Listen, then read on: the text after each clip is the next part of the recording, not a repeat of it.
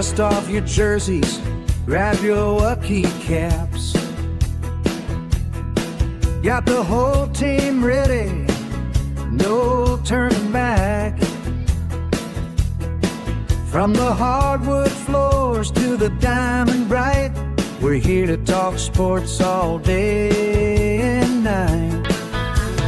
Yeah, it's a sports show, from the opening tip to the final, we're with you.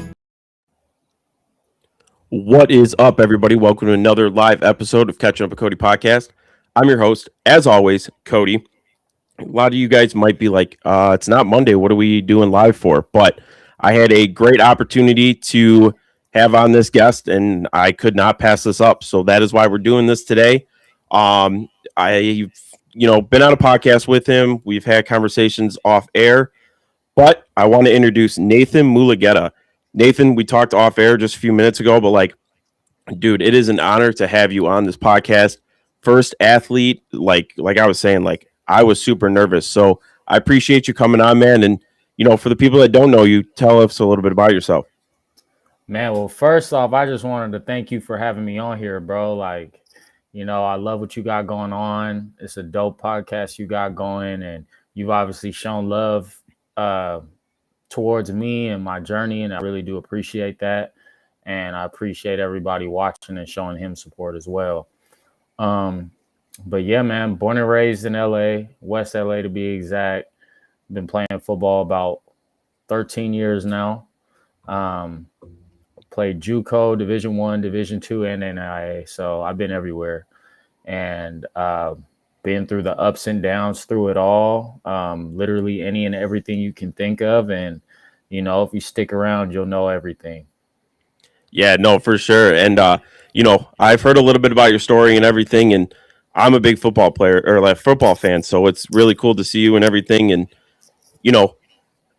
I guess let's kind of start from a young age. Did you always want to play football? Was that your passion, or you kind of were bouncing around from different sports and just football stuck from till now? Well, my first love was soccer. Honestly, I played soccer for almost 10 years. That was, being an African kid, it's inevitable, bro. You're going to end up playing soccer. But I just remember whenever my brother would come over, he would have the Broncos games on. There's even a picture of me and my brother when I was a baby. I couldn't have been a year old yet. He had a Broncos shirt on, and he had a remote in his hand. And he told me he was watching the Broncos game. So I was like, damn, I've been watching them for as long as I can remember. But I just remember every time he came over, he would just be watching. He's way older than me. He'd be watching it. And it's just as older as I got, I would pay more and more attention. And I would see the quarterback just throw it up, and I'd watch the receivers just go up and make plays. I watched dudes like Brandon Lloyd, dudes like Demaryius Thomas, and it was Demaryius Thomas who stuck out to me in specific. I'll never forget the playoff game where first playing overtime takes that bitch to the crib. I'm like, yeah, that's what I want to do. I want to do whatever the fuck that is. That shit looks fun. So that was the year I started playing, or that next year I started playing football, even though it took some years of convincing my mom. But that was the year where I was like, no, I'm doing this shit. I'm not even asking you. This is happening. Fuck that. I don't give a fuck if you let me or not. But yeah, I remember as soon as I started, I was like, damn, soccer never gave me this feeling this shit is exciting. So I never looked back since. That's crazy because going from soccer, that's it's a physical sport, but not as physical as football. So did you have to kind of hit the weight room, build up and everything like that? Or was it an easy transition for you? I feel like mentally it was definitely a harder transition. Just because, in soccer, you're looking to the contact you initiate. Usually you're trying to draw a foul, especially because I played the 9. So my goal is just to put the ball in the net. So anytime I am initiating contact, I'm using my forearm, trying to shield somebody off, or I'm trying to initiate a foul, as opposed to football. Damn, this dude's really trying to take your head off. So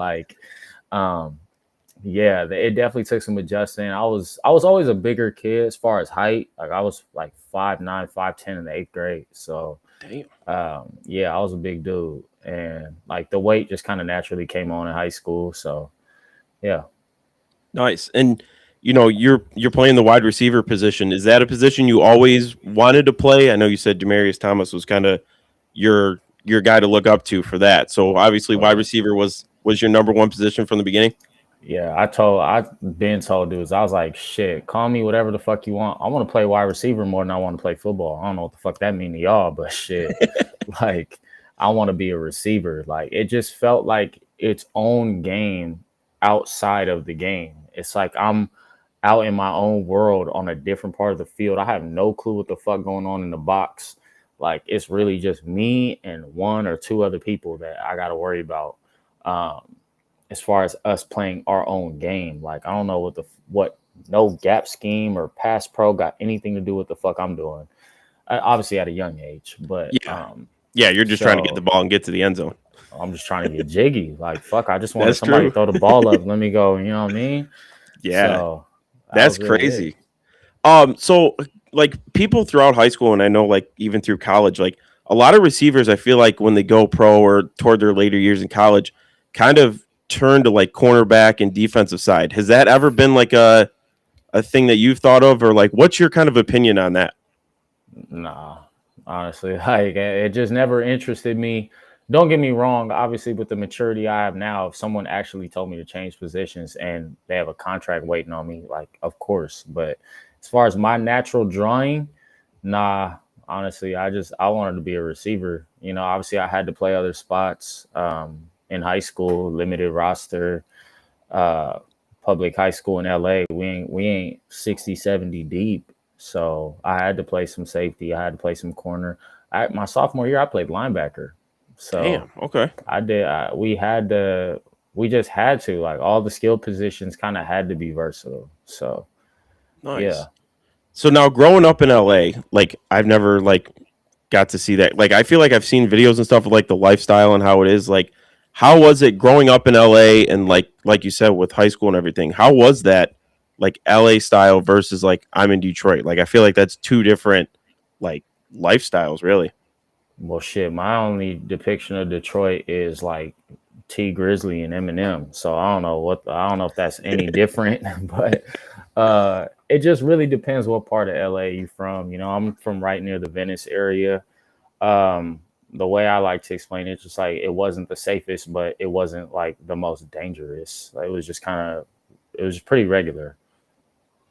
All right. All right.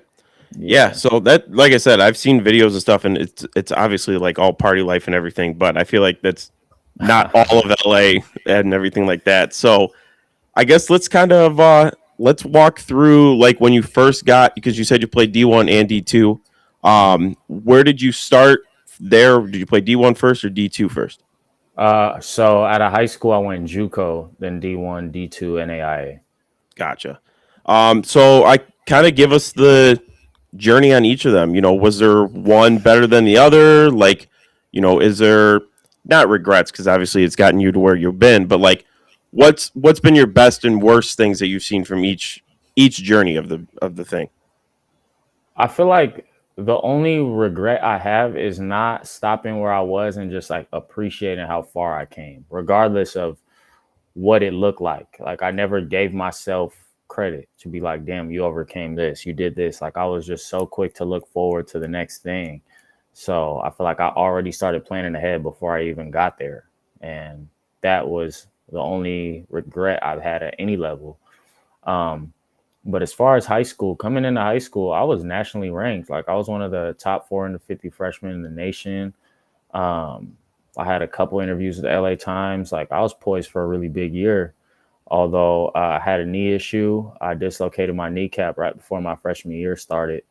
And I didn't really have any guidance as far as like someone who cared for my career. It was really just all on me. So it's kind of a recurring issue all throughout high school without getting the surgery that I ended up needing actually later down the line. Um, so my only full year I got to play was my senior year of high school. Like I played 7 games before my senior year of high school.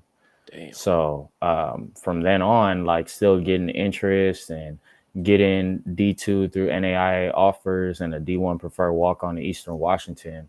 I was like, if I could do this with the limited film, maybe I should go JUCO, really see what, what else could happen if I could do that without my health at that. So first JUCO I went to was LA Valley.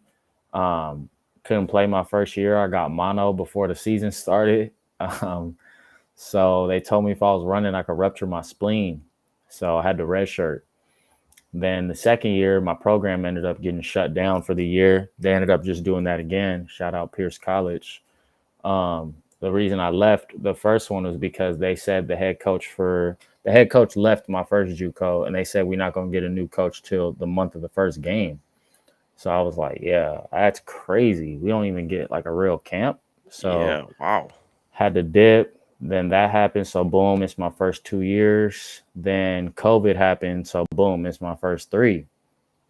So I'm training at a field. Everybody knows Dorsey. Like everybody came up there to do one-on-ones and train, and I'm working with some dudes, and they like, you at a JUCO right now? Like we get to talk about schools and stuff, and they like, I'm like, yeah, I'm looking for one right now. I just left Pierce. They was like, you should come to ELAC. We need receivers. So I ended up going to ELAC. Ended up working my way up to start and roll, and first game was good. We blew them out. And another problem I'd say I had is like, I never, even if I did accomplish something, I never truly felt like I was good enough. Like I always in the back of my mind, like questioned everything. Like, I'm like, how'd I get here? How did this? Like, I never trusted anything. So I had to question everything. And that kind of slowed me down a lot. But that next week, I got COVID on Thursday. So I had to miss 3 games. And then the backup started balling. So by the time I came back, I finally, worked my way up. A game later, I had the knee injury that tipped me over the iceberg, popped my shit out. And then that's when Morehead State offered me. And then I didn't tell them about it because my JUCO didn't get me into surgery. So I get there, I'm popping 3,000 milligrams of Tylenol and ibuprofen a day just to practice. Head coach ended up finding out and I'm hurt. And I was hurt before I got there. And he was like, yeah, you'll never play here. Like, you wasted a roster spot here. You're never going to touch the field here. Like, yeah, this is disappointing. Like, can't believe this, et cetera, et cetera. So I had no choice but to stay. At least they took care of my surgery. My position coach left. So I had to stay that next year. They put me on scout and they refused to file a waiver for my 6 year of eligibility. So I couldn't be a Division I football player no more. So I had to hit the portal. And they told me, like, with the new staff that came in, we're not going to play a senior that hasn't played a game in 2 years. So I went to the Division II school in Virginia. I ended up going to. It was a 12 personnel only school. And they had 2 receivers who've been together the last 3 years. Turns out they thought one of them was going to be ineligible, and that's why they brought me in. I didn't know this till after the season, and he ended up being eligible, so it's just his spot to lose. And we didn't have any other personnel other than 12 personnel, so I was a backup. And then from there, I remember before I committed to the Division II school that NAI College Idaho offered me, but I was already committed, so I didn't go. And I tried to spin the block on them. Right after the season with the D2, they were not fucking with me. Stayed in the portal a little longer. They ended up pulling the trigger, and I wanted to be closer to home. I went there. At first was ineligible, so I took too many classes. Got a class dropped, was deemed eligible. Dealt with a little nagging injury in camp, and then I tore my labrum to end the season. Damn. Yeah. Dude, honestly, like, hearing your story so far, like, I'm glad that you're still going, because a lot of people, man, like, even in like having the injuries and stuff like that, a lot of people would have quit a long time ago. So like hearing this now is like, dude, this is yours to take, man. Like, you've already been through so much, so any obstacle I feel like that's in your way from here on out is just going to be super easy. Yeah, easy as fuck, honestly. It's like, I feel like another mistake I made was just looking for a place with no adversity. Little did I know, like, I'm overcoming all the adversity I faced. So it's like, that shouldn't be, adversity isn't the enemy. Like, it's not. Now to me, it's just like my perspective that was missing. It's not something exterior that I was missing this whole time. It's just my perspective on what's going on. And that could have shaped a whole different outlook. That could have shaped a whole different performance out of me. So I'm just excited for the next opportunity, really. Yeah, no, for sure. And like even like when you were talking, like that you always, I feel like we're setting a goal for yourself that you feel like you weren't achieving things. Like looking back at it, and I feel like that's with everybody. Like you don't see it in the moment what you're achieving, but like, dude, I mean, dislocating your knee, like a lot of people would be like, all right, that's it, I'm done. You went through that. You had, the ineligibilities, all this other stuff. Like you're always setting the bar higher for yourself, but that's what a good player, a good person does is always sets goals for themselves. Because once you reach that goal, then you're just going to stay comfortable. You're going to stay like plateauing, and you're Yeah. not going to be like you can't become anything better than that if you're just setting your goal, staying there, and that's it. You're not wrong, bro. And that's what my, I wouldn't say biggest fear, but it was a concern of mine that I had. It's just like, okay, if I do this, then like I got to do something else now. Like it was just always hard for me to feel proud of myself for anything. Like I could have a good practice and I'm like, well, fuck, I'm not starting. Like I could start and I'm like, well, fuck, I didn't have 100 yards. Like it was just my perspective that I just wish I had somebody in my ear to be like, bro, shut the fuck up and appreciate this shit right now.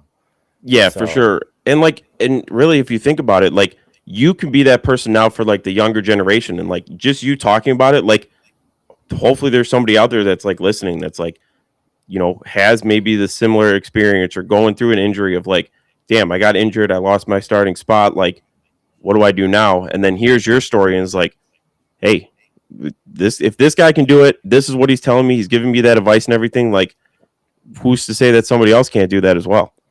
exactly. And right now my goal is just to lead by example because I want to show that it's still possible to do it. Like it's easy just to go say it's possible, but to actually make that shit happen, like I don't, like I told you before this, like I don't need somebody else to do it before me to show me it's possible. Like Yeah, no, for I know sure. it's possible and I want to go out and do it. Yeah, for sure. So like mentally that's got to like really drain you, like all the stuff you've been through. Like if you don't mind me asking, like how did you mentally like prepare yourself for like if you didn't have that starting role to get to that starting position, like when you had those injuries, like what kept you going to say like this is the goal I want to achieve, and that whatever it takes is what I'm going to do to get to it? Well, I mean, there's the pain. Oh shit. My bad, I don't know Oh what I no, you're did. good. You're good. There's the pain of regret and then there's the pain of discipline, like I just always thought to myself, there's one decision I can make that can deter me from what I really want.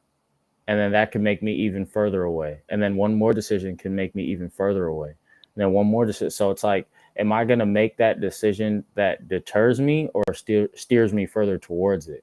So it's just that 1% that like a lot of people don't understand how pivotal and important that shit is, rather than having that like midnight rush of, oh yeah, I'm gonna make this shit happen, I'm gonna do this, I'm gonna do that, I'm gonna do this, and then you do all you can in one day and then the rest of the week is shit. Like nah, I don't believe in that. I just don't really show yourself that you're gonna be consistent about anything. So I just never wanted to leave a stone unturned. Yeah, for sure. And there was an article I read, like I know you're big into like the mental health and everything like that, which is awesome because I'm a big like mental health guy too. Like Mhm. where I guess kind of like as an athlete, because I'm not in that space of like, you know, I'll be that fan that's like, if a player's doing bad, oh man, you could be doing better, blah blah blah blah blah. So like from a fan's perspective, like that's pretty shitty because like everybody's human. So like I know I would get pissed if that shit was happening to me, but like Yeah. from a personal standpoint and an athlete perspective, like how do you deal with the outside noise, whether it's from fans, coaches, players? Like how do you deal with that mentally? I mean, you gotta not, I wouldn't say not take it personally, but not take it personally, because that criticism, it's not happening because it's you personally. Like it's whatever else is going on and you just happen to be associated with it. That's just my outlook on it. Like I could be I could be Jalen Hurts right now, and I could be dealing with the criticism of not throwing the ball downfield. Is it the criticism because it's him or what he's doing or what's going on? Like it's not him as like in specific. It's not like we don't like you. Like that's just the way I like to perceive it. And it's hard dealing with a lot of mental struggles as far as, especially I would say in football, just you can't show your coach that you're bothered by much because in the back of your head you're going to think, oh, I'm showing him I'm weak, so now what if he thinks I can't handle pressure? What if he thinks I can't handle more of a responsibility? So it's a double-edged sword trying to go to your coach and be like, hey, I'm dealing with this, I'm feeling like this, I'm feeling like that.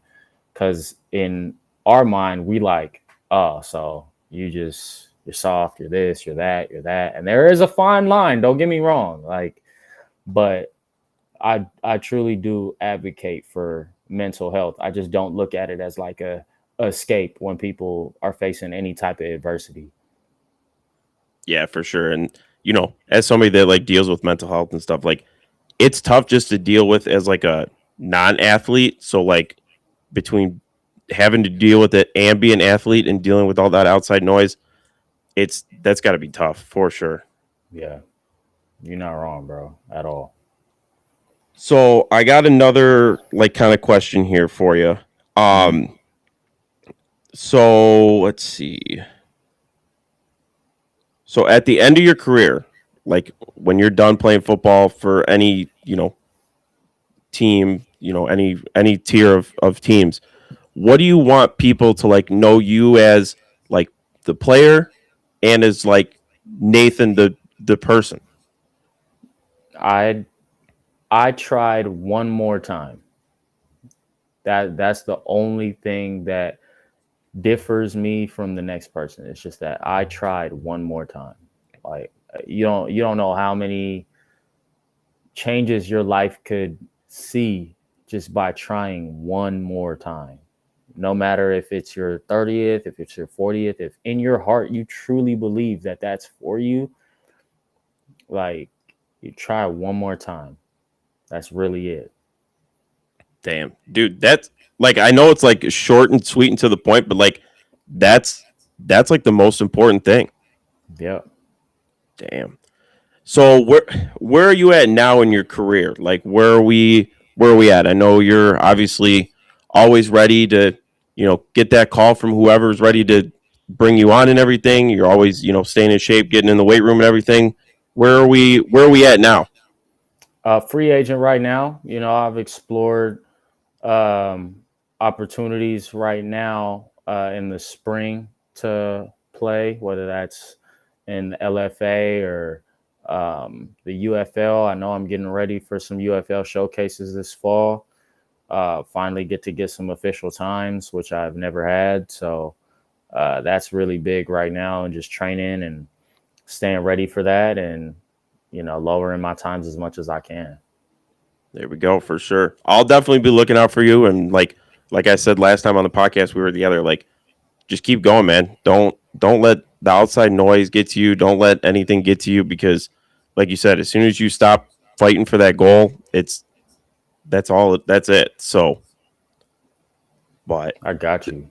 and one thing I just came up with as you were talking and everything is like, what is a couple things you could tell your younger self that like, oh, I already think you know what you're gonna say. So yeah, Yeah. what's a couple things you would say to your younger self? I feel like everybody's got something different, and I kind of want to hear what you got to say.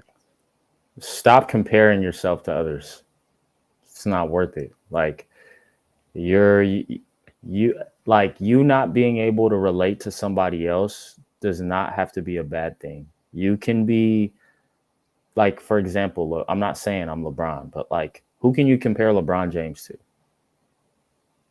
Like the dude's a fucking I was anomaly. gonna say Like nobody really. exactly. So it's like, why am I sitting here looking for validation, trying to compare myself to other people when I feel like I'm supposed to be unique?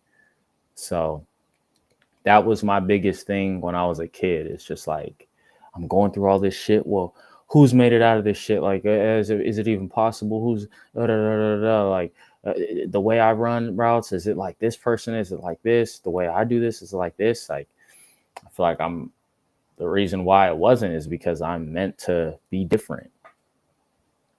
That is true. And like they say, like you're one of one. So like that's a good way to put it. Like I never thought about that because like even in the podcasting space, like I try to compare myself to people or like the views and the likes and stuff like that. But like the way you said it, like yeah, there's only one of you. So you just have to be one of one.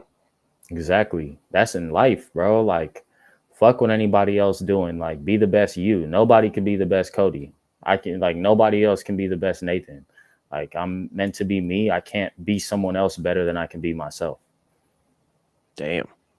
Dude, you like the wisdom and stuff you have, man, is awesome. Like, and that's a big reason why I wanted you on too. Like, not even just because like the football stuff, but like your story, the way you like carry yourself, and like the way you want to help the future of like anybody is a really big reason too why I wanted to bring you on. Now, I appreciate that, bro. Like, I would love to inspire somebody as much as I possibly can. But right now, the way I want to do it is by getting the opportunity and taking the utmost advantage of it and getting where I see myself, just to be able to show not only myself, but anybody else around me, older, younger, smarter, dumber, that it is possible. Yeah, no, for sure. And I kind of want to leave off on one more question. Like, where do you want to see yourself in like the next 5 years? Well, that's a great question. Although I feel like what I'm gonna say. I just like to focus on the present. I want to go 1-0 by the day, and I want to look back one day and look at all the days I stacked and realize that I'm undefeated. So it's like I don't want to look too far in the future, because that's a problem that I had, because I would try to guesstimate where I'm headed or guess where things are going based on the current circumstances, and not take the not take the current circumstances and make the most out of that situation. So I got to deal with the cards that are dealt in my hand right now before I seek some more, you know? That is a great way to put it. Dude, I'm letting you know now. You're a role model to me for sure. And I know there's definitely people out there that you're a role model for as well. So honestly, like I know this was like a short episode and everything like that, but like it was it's just inspiring to see people like that because there's people out there that sports wise that are like, oh, I know I'm the best, and they only care about themselves and they don't care about anybody around them, like things going on around them. And like you have to be like grateful, like kind of like what you said, like your past has made you who you are, like all the goals you've achieved, all the steps you've taken, like everything has a reason for what it's coming down to. Yeah, you're not wrong, bro. Like, I've been humbled. Don't get me wrong. Like, when I'm out there, though, it's fuck being humble. Like, I could fuck everybody. You know what I'm saying? I could give a fuck. But just the way I live my life, obviously, I have a very humble approach to what I've been through, just because I know how much it shaped me. That is awesome, man. You are, like I said, I know that there's a team out there that's going to be calling your phone, and as soon as I'm gonna be following your journey and everything like that. So I'm I'm honored to have you on here and everything like that. So any like little last words or anything you want to let all the viewers know? Um, like, I know it sounds cliche, but like, go after what you want. I don't even like to say chase your dreams, because you should look at it as your future self. Like, it's only a matter of time till you get there. Um, oh fuck, that's dope. I appreciate that. I just read the comment. Nice. But I feel like the way you should look at it is just like, there's your future self, and it's just a matter of time to catch up to get there. But are you taking the necessary steps to meet that future person? Or are you bullshitting? Like, it's just, there's a path that you need to take, and there's a path that's going to deter you further away. There's no exact way to do it, but because, detours still have a destination, but if it's the one you want, you got to make sure you're on that path. So don't ever say chase your dreams. Just say it's just a matter of time, and I'm gonna take the necessary steps. Damn, for sure. Man, Nathan, thank you so much. Where can people find you at? I know, like you said, you got that journey going. Where can people find you at? Hey, all socials. You see how my first name is spelled at Nathan is Black. Yeah, everybody give him a follow. Like I said, his journey's already great, and I can only imagine what's next for him. So I'm going to be following his journey. I hope you guys do as well. Um, Nathan, again, thank you so much for coming on. I'm definitely going to have you on again, for sure in the future. Would love to, bro. Thank you so much for having me, and thank you to everybody who's been watching. Yeah. Thank you guys so much for tuning in to a special episode of Catching Up with Cody. We will see you guys again on Monday. Peace.